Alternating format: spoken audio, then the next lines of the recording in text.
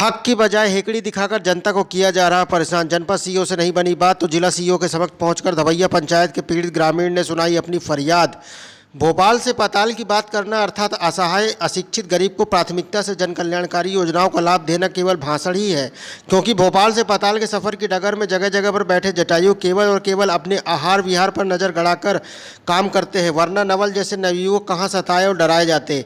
कटनी के विजय राघवगढ़ जनपद से जुड़े एक मामले में ग्राम पंचायत धवैया निवासी नवल किशोर पिता भागवत कुमार का आरोप है कि अपने पंचायत में पदस्थ सचिव सुशील द्विवेदी से सरकार की जनकल्याणकारी योजनाओं की मांग किए जाने के बदले में जान से मारने सहित कहीं भी कैसी शिकायत करने की धमकी दी जाती है।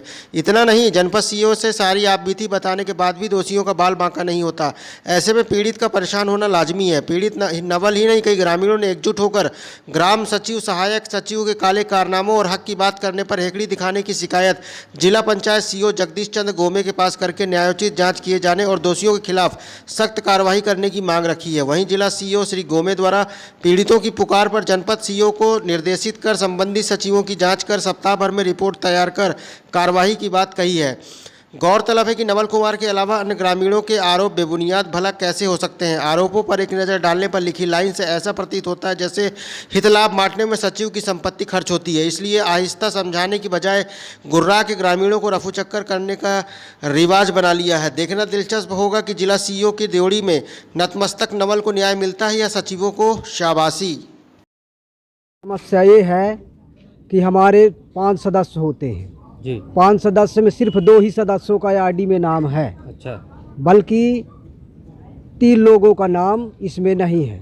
हमने 2019 में इसका आवेदन किए, आज तक भी उनका नाम नहीं जुड़ा। आपको क्या समस्या हो रही है? आपको किस चीज़ का लाभ नहीं मिल पा रहा है? हमको राशन संबल योजना के तहत जो मृत होने पर सहायता राशि मिलती है वो अभी तक नहीं मिली है। आपने इस संबंध में अपने ग्राम पंचायत से इस बात को लेकर के क्या कहा? हम उनसे बोले तो वो बोले कि पंचायत हमारे खुद कंगाल है, इसलिए हम ही को दे दो, हमारे पास कुछ नहीं है। अच्छा। ये किसने बोला? राम प्रकाश पाठक, सचिव महोदय। तो आप मेरे को शौचालय तुम मिला है और आवास अभी तक नहीं मिला, और मेरे पास 4 बच्चे हैं। मैं उनकी आईडी अलग कराने के लिए 4 बार आवेदन दे चुका। मेरे बच्चे या मैं वो कागज़ पत्र लेके अभी तक नहीं करे हैं। पूछता हूँ तो कहते हैं हो जाएगा, परेशान ना हो। अभी तक मैं उसी के बात में हूँ। अब मैं आगे जानकारी मेरे को नहीं है, ना टाइम है कि पीछे भागूं उनके। अभी तक तो नहीं हुआ। मेरी यह समस्या है सर। आप शौचालय दिया जाता ना, आवास दिया जाता हम लोगों को।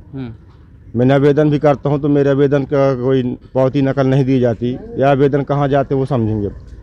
हम लोग परेशान हैं। 2011-12 जो सर्वे है उसमें हम लोगों को लिस्ट में नाम है, होते हुए भी हमको नापात्र रखे हैं। उसका कोई जवाब नहीं देते। हमने कहा पात्र किस बात का है।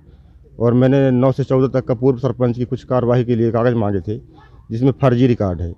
उसी के विवाद को लेकर के सचिव महोदय मेरे को परेशान करके रखा है, और इसी बात का मैं परेशान हूँ।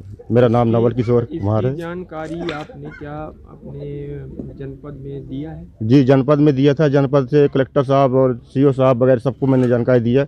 सबकी रिसिप्टिंग मेरे पास। ये जस्ट सामने ही ग्राम पंचायत धवैया के 3-4 लोगों ने जो आवेदन पत्र दिए हैं, जिसमें प्रधानमंत्री आवास का एक इशू है। दूसरा उन्होंने शौचालय निर्माण को लेके भी उन्होंने कुछ काम बताए हैं। निश्चित तौर पे अगर वो परेशान हैं और अगर उनको पंचायत के लोगों ने अगर परेशान किया है तो इस संबंध में मैंने अभी जैसा कि आपके समक्ष सीईओ जनपद पंचायत को बताया है कि 1 हफ्ते में इसकी पूरी जांच करके मुझे रिपोर्ट प्रस्तुत करेंगे।